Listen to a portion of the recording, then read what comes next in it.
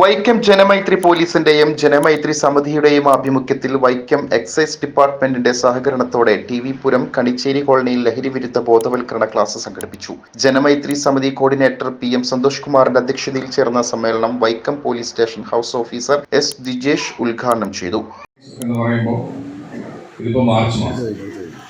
ഫെബ്രുവരി മാസം എന്തൊക്കെ കേസുകൾ റിപ്പോർട്ടായി, ഏതൊക്കെ തരം കേസിലാണ് നമ്മുടെ വൈക്കം സ്റ്റേഷൻ ലിമിറ്റിൽ റിപ്പോർട്ടായിട്ടുള്ളത്, അടിപിടി കേസിൽ എങ്ങനെയുള്ള കേസുകൾ, പോക്സോ കേസുകൾ, മോഷണ കേസുകൾ, പൊളിറ്റിക്കൽ കേസുകൾ, ബാക്കിയല്ലാതുള്ള ചാരായം, മയക്കുമരുന്ന് തുടങ്ങിയ വിവിധ തരത്തിലുള്ള കേസുകളെ കുറിച്ചുള്ള ഒരു മന്ത്ലി റിവ്യൂ അവലോകനം DSP ഓഫീസിൽ ഉണ്ടാകും. അതിനുശേഷം SP ഓഫീസിൽ എല്ലാ മാസങ്ങളിലും ഉണ്ടാകാം.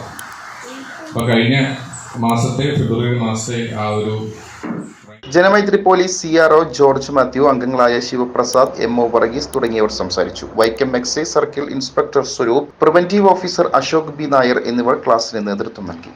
City voice, Vaikom.